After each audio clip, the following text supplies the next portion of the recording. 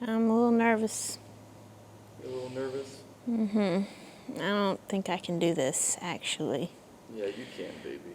I don't know. This is kind of a little overwhelming. It's okay. It's a lot of lights and it's quiet in here. Yeah, baby. My name is Adrianna Jess, and this is my story. I'm from Glenmore, Louisiana, a very small town in central Louisiana. Very small. One red light, 2 dollar stores, and a gas station. It's a very Christian town, there's little churches everywhere. I was graduated with one of the biggest classes in history of 36 people. High school, I was a good kid. I didn't go out to the parties. I didn't experiment with cigarettes or vapes or whatever's popular now. I loved to study. I liked to fall asleep on my couch with an algebra book and practice math homework for fun on a Friday night, When I graduated high school, I decided to go to the University of Louisiana Lafayette. When I was there, all I wanted to do was party and drink and hang out with my friends.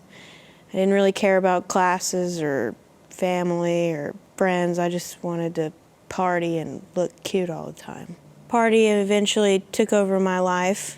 Instead of going home on Sunday mornings, I was recuperating from a massive hangover.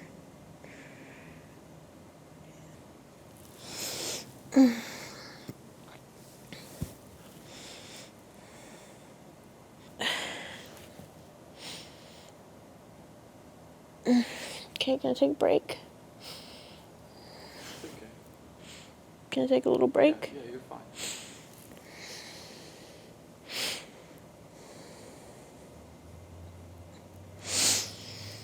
I can't. I'm not doing good. No, you are doing good, baby. You are doing good.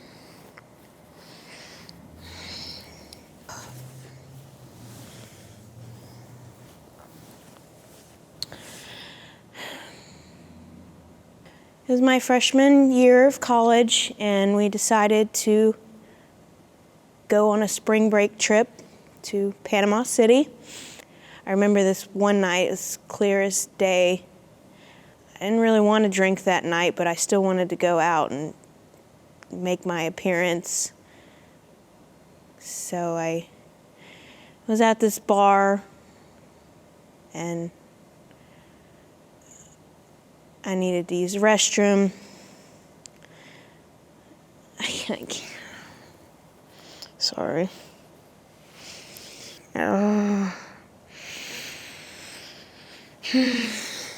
Sorry. Anyways, I had to use the restroom, and I remember not going in with anybody. I had to go by myself. And as I walked through the bathroom door of this bathroom, I was attacked from behind and shoved into the restroom stall and raped by a complete stranger.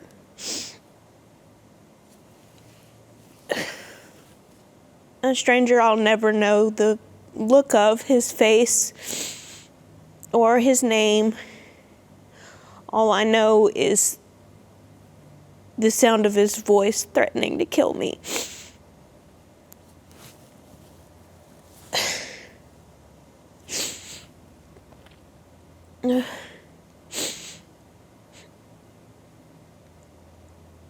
I walked out of the bathroom and didn't tell a soul. I was scared and alone, and I sat outside the bar for hours until everyone else was ready to go back.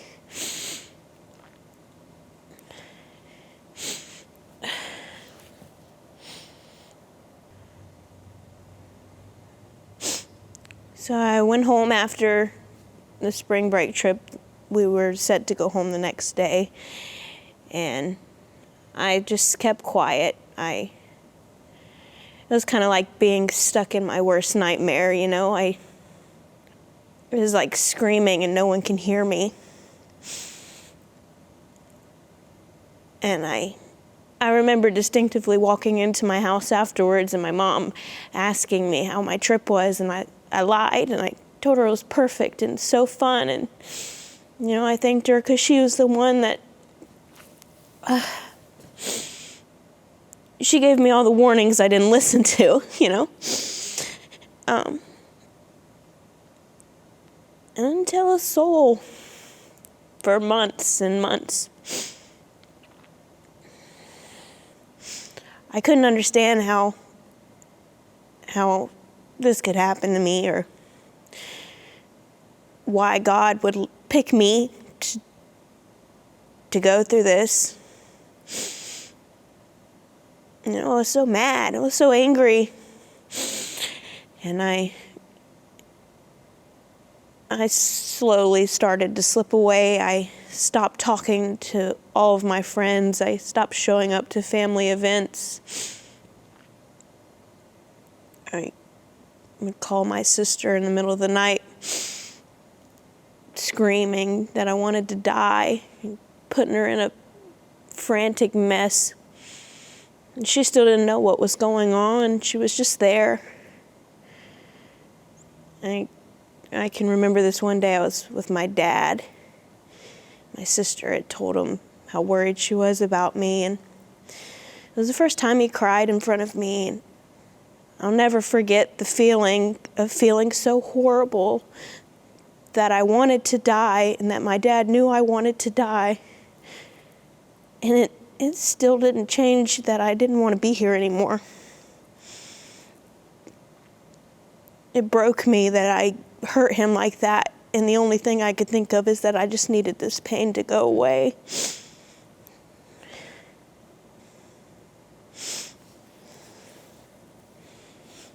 That night I took way too many pills, and I remember waking up the next morning with disappointment that it didn't work.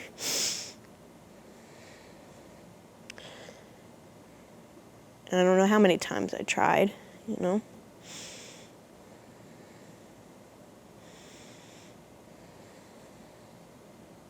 I didn't talk to God for months, probably almost a year. I lost everybody. My family was so worried about me. I lost myself.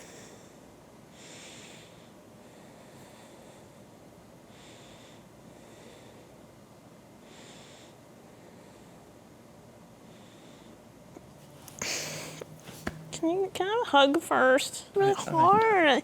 It's okay.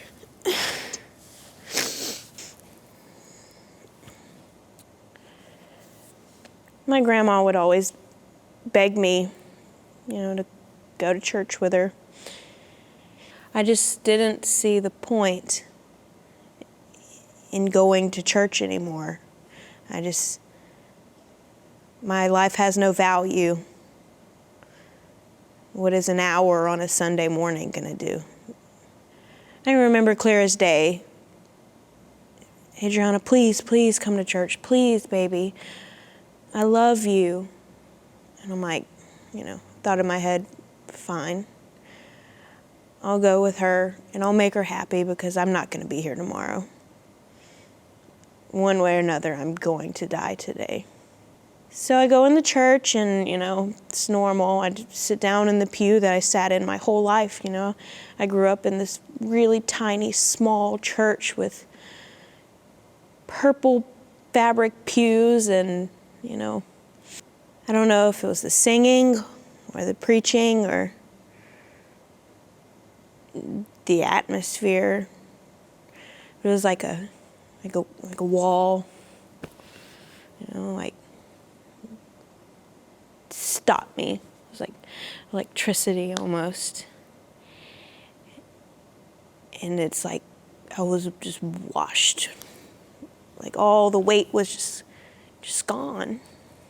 And I I remember my preacher, he had an invitation at the end, and I just was not even it wasn't even my own decision. I just was like, felt like something was moving me to the altar.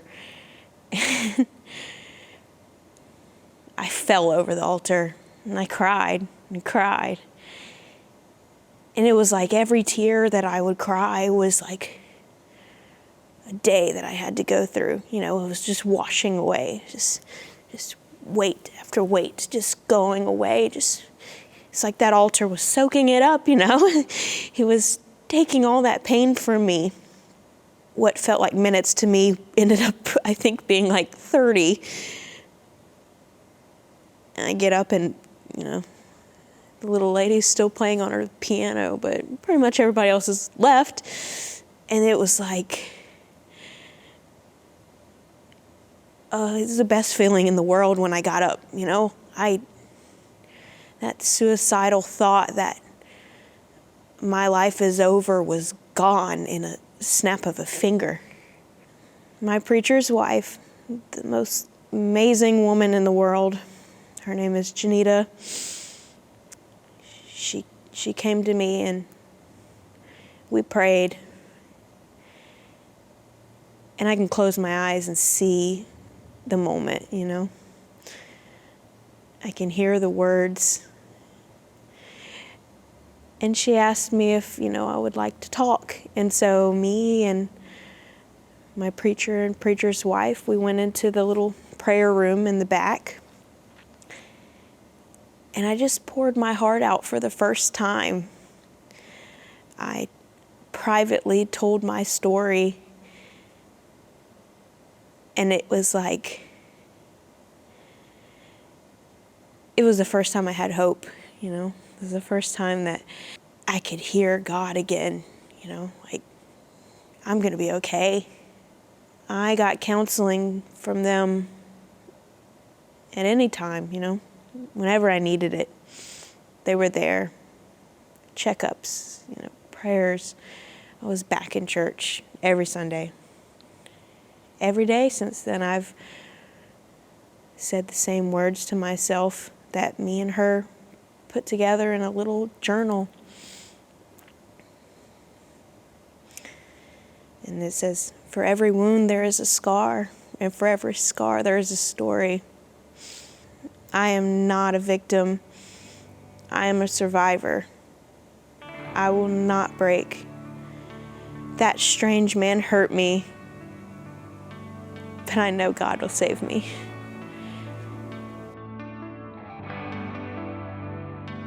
After that, I eventually opened up to my family, and I was able to tell them what I was going through, but I was able to tell them that I was gonna make it, you know.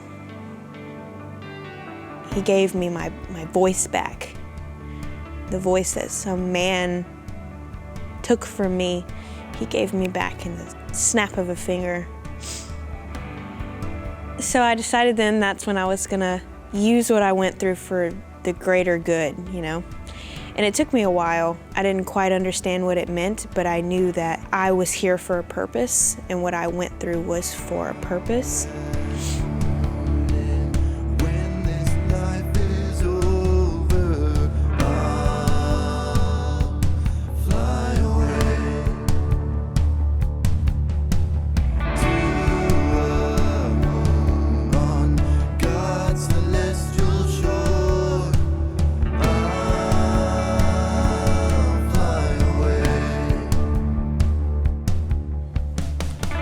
Flash forward a couple years later, I met a man.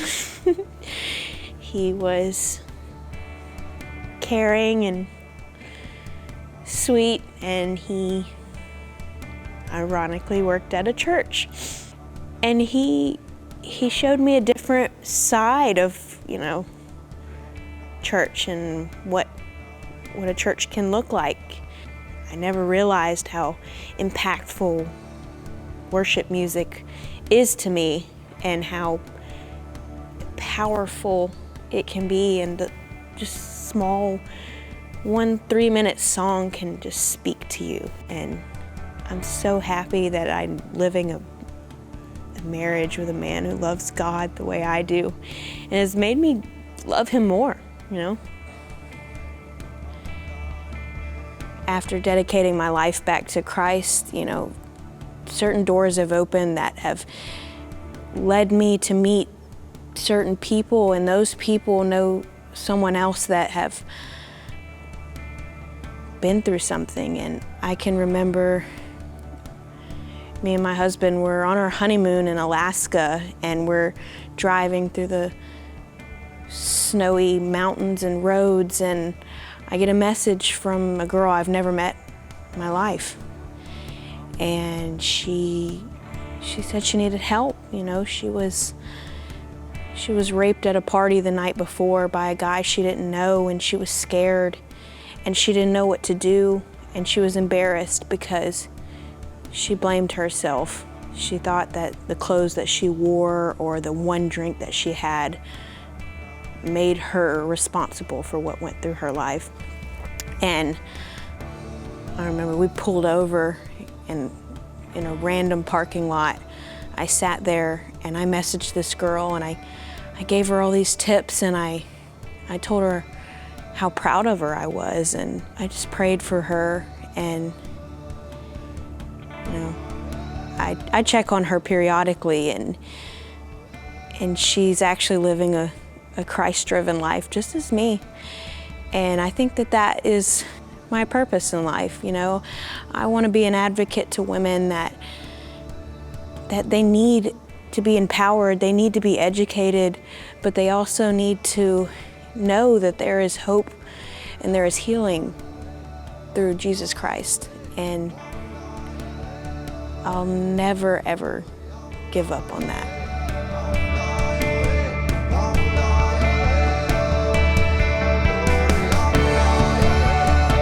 I didn't think I could have babies, and we were really scared, you know, but I remember walking in this very church one morning and someone asking me, you know, what's going on? And I was just honest. I was like, well, you know, this is the situation. Me and Corey's trying, but doesn't look like it's working out. And can I pray for you? I'm like, yeah, sure. And that was one of the most powerful prayers I've ever felt in my life. I remember going up to Corey and I'm like, babe, it was so beautiful. And I just had tears in my eyes. I'm like, it's so beautiful. And that was a Sunday morning.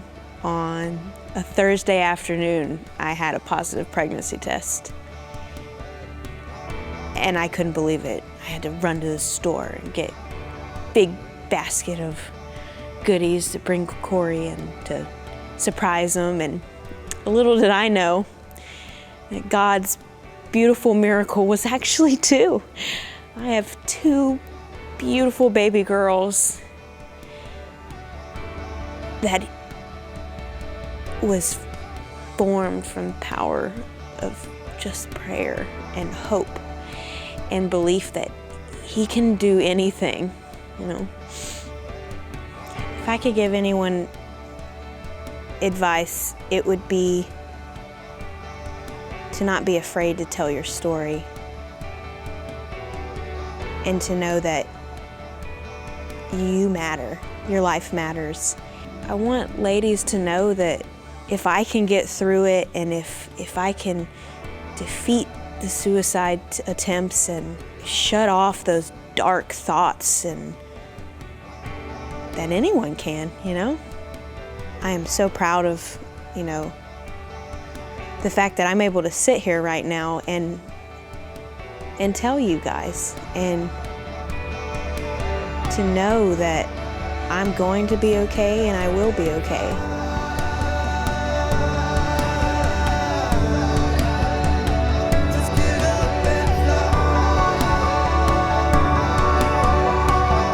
For every wound there is a scar, and for every scar there is a story.